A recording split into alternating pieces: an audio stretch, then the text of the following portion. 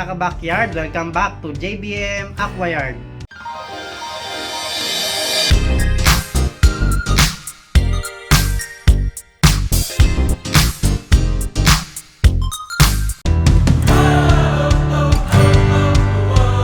Magandang umaga at kumusta sa inyong lahat mga ka-backyard.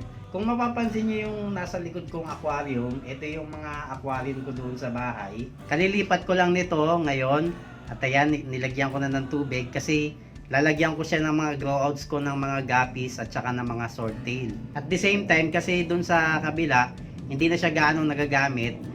Konti lang yung nakalagay dito kasi medyo masikip na doon sa bahay, kaya inuunti-unti ko nang ilipat yung mga gamit ko doon na mga pang-aquarium dito sa aking backyard. Since maluwag pa naman dito, kaya kasya pa siya dito, kaya ayun, naisipan kong ilipat. So, tsaka medyo napapabayaan ko na kasi doon sa kabila dahil kinakalawang na, kaya kailangan ko munang linisin.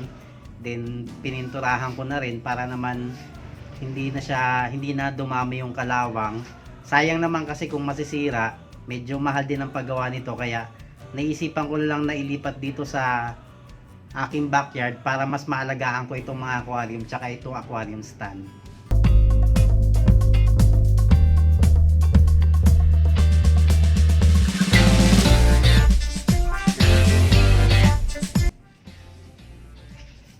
Talaga namang napaka-exciting ang pag-aalaga ng ornamental fish dahil napakarami nating varieties na pwedeng pagpilian.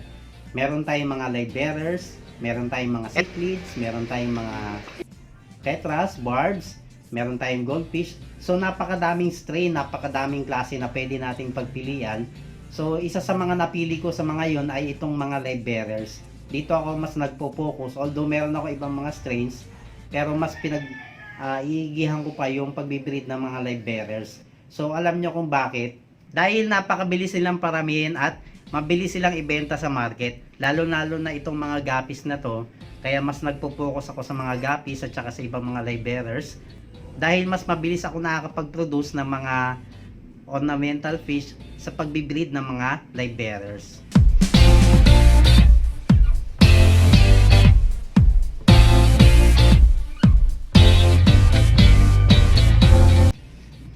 Isa pa sa kino-consider ko bakit live bearer yung pinili ko na i-breed at dito ako nagpo-focus, dahil ang live bearer ay sustainable yan. Since itong aking backyard ay kay start pa lang, wala pang isang taon to, siguro mga nasa 6 months pa lang itong aking backyard, kaya kailangan ko ng mas mabilis na produce ng product. At nakita ko yung opportunity na yon dito sa pagbibreed ng mga live bearer. Dahil everyday meron akong na-harvest na mga fry dito sa aking mga breeding tanks at saka sa aking mga ponds. Kaya naman sustainable ang pagbibreed ng mga live bearers.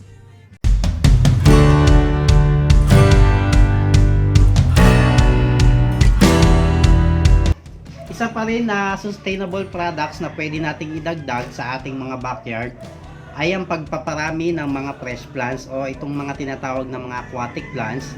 So ito ay Bacoba plants. So kung alam niyo yung pinaka straight ID niya, pwede niyo i-comment sa baba. Napakadali paramihin ng mga aquatic plants, lalo na kung gagawin natin yung immerse na technique, dahil sa immerse na technique guys, mas mabilis silang dumadami at mas mabilis mag-propagate ng mga aquatic plants. So kung makikita nyo guys, every week kinakat ko yung mga bagong tubo dun sa pinaka main source ko ng aking mga aquatic plants.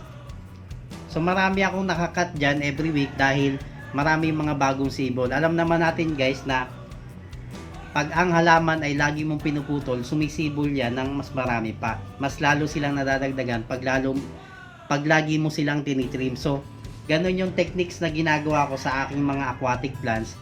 Kaya mabilis ako makapagparami rin ng mga aquatic plants, dahil every week lagi kong tinitrim yung aking mga main source ng aking aquatic plants. Then pagkatapos ko yung itrim, nililipat ko na yun dito sa aking mga panibago nilang mga paglalagyan.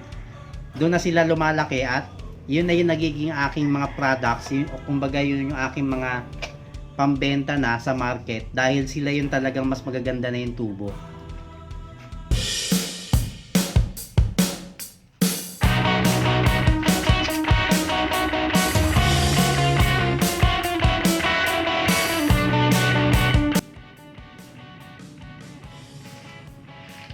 Okay guys, ito yung isa sa mga live bearer na pinaparami ko dito sa aking backyard. Ito ay ang koi swordtail, or yung iba ang tawag dito ay Sankey or Showa swordtail. Dahil dun sa kulay nila, kung mapapansin nyo, parang koi yung kulay niya.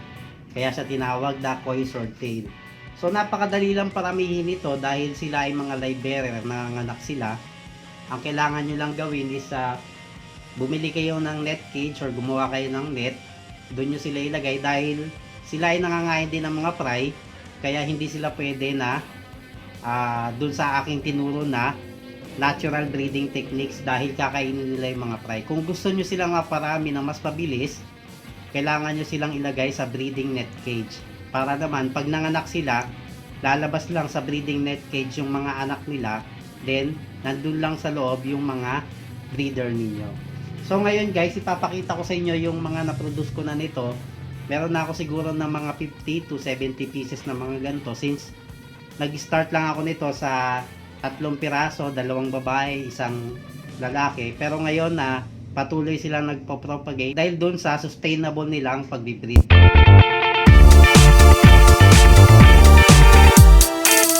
Okay, so ngayon puntahan naman natin yung mga grow out ko ng mga koi swordtail.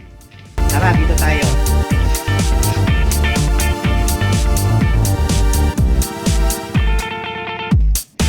So ayun guys, dito nakalagay yung mga grow out ko ng mga koi swordtail. So checkin natin sila ngayon. So ito ay nasa 1 to 2 months old na, medyo malalaki na sila. So sila yung mga nasa juvie size na. Meron ako dito siguro mga 50 to 70 pieces. So ngayon manguhuli tayo para makita natin sila ng actual. So yun guys, ito yung aking mga juvie size na mga koi swordtail. Ayan. Meron na ako netong mga nasa 50 to 70 pieces dito. At the same time, meron na rin ako mga breeder na nadagdagan na sila. Dati kasi umabot na yan ng mga 20 pieces yung mga breeder niyan. Pero may mga pupunta kasi rito. Pag nakikita nila, gustong gusto talaga nilang bilhin. So since malayos ang pinanggalingan nila, hindi naman ako makahindi, kaya binibigay ko na rin. Pero nagtira ako ng mga breeder.